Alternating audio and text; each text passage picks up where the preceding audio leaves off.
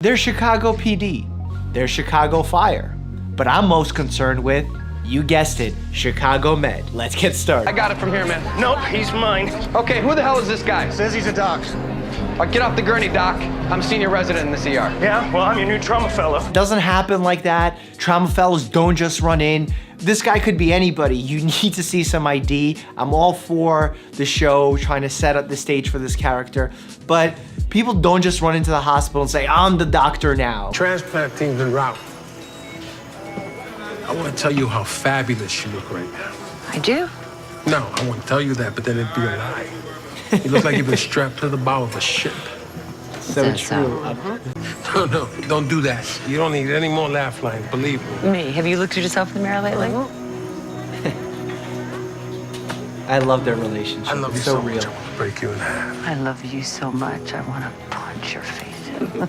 There was a recent article whether or not it's okay for doctors to hug patients and other coworkers. And I thought it was insane, because if we're gonna get to the state of where we're not allowed to make physical contact with people, humans crave physical contact. I'm not talking about inappropriate physical contact. I'm talking about moments like that where you need encouragement, where you need a hug. Even most recently, I had like an 84-year-old patient that was going through a difficult moment in her life, and I spent an hour with her on a visit. We talked about all the things going on. We treated her medical conditions. She became very emotional and cried and asked for a hug. Of course I'm gonna hug her. So I love this nurse, and frankly, I love this actor, so I'm super excited to see him in the show.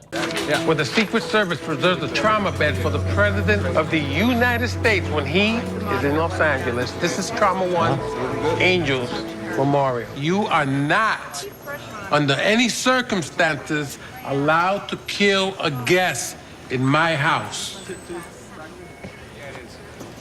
I love this orientation. This is so good. He's brain dead. Oh, God. And she's all alone until tomorrow. Has someone called Child and Family Services to come get her? Yeah, but you know how that goes. It could be ours. It gets worse. He's an organ donor.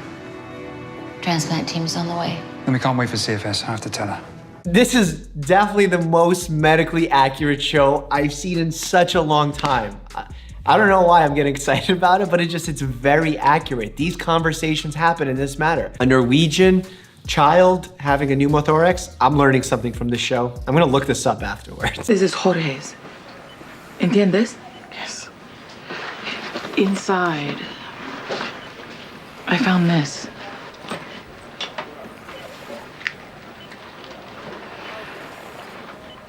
Why would you give that to her in this moment? That's so unnecessary. I promise this will not happen in the hospital. Diesel fumes. Oh my God. What? What if it's She lives carbon on top of a monoxide? boiler room. Carbon monoxide poisoning can mimic flu symptoms. She said she lived above a boiler room, right? Oh my God, Mario, I could kiss you. But not really. How about suturing the patient back up so she doesn't bleed to death? Hi, I'm Vanessa. I'm Ariel. Oh, the organs were used to save her. Can you hear it? Yeah. I can hear it.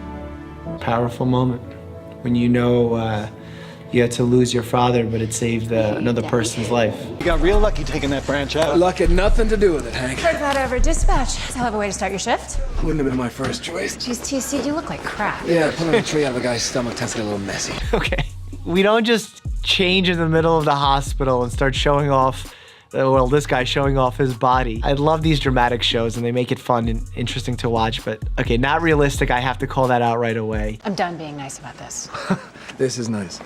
You know what? I am gonna ride you until I get that paper. You've got a boyfriend, Jordan, so sex with me is not gonna happen. I don't know if this is a complete ripoff of Grey's Anatomy, but he really reminds me of Patrick Dempsey. I don't know if you guys agree, but... Hey, Bubba, hey, calm down, all right? We don't want any trouble here.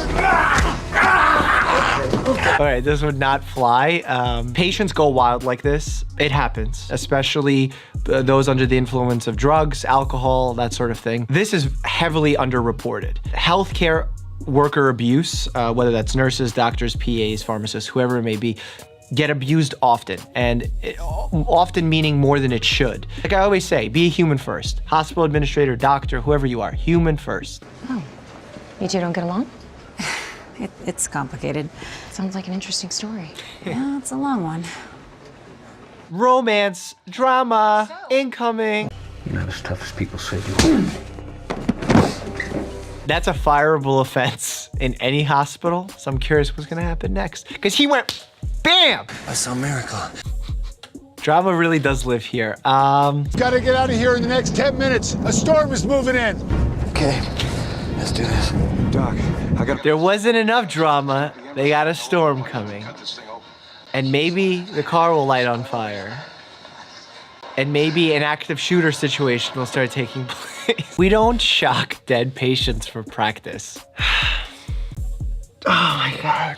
I don't know why I'm so frustrated with this show. He was a doctor in Afghanistan that performed neurosurgical procedures / surgeries and was bad at them because he wasn't trained to do them. It doesn't sound surprising to me. I don't follow the logic. This show is not for medical folks. This button in your hand controls the morphine from this machine that's next to your bed. It's to help ease your pain. Button, morphine, pain. That's not right. People make mistakes. You have to treat everyone, whether or not they're a criminal, not a criminal. It's not your job to figure out who's right and who's wrong in each situation. As a doctor, you take the Hippocratic Oath for that exact reason.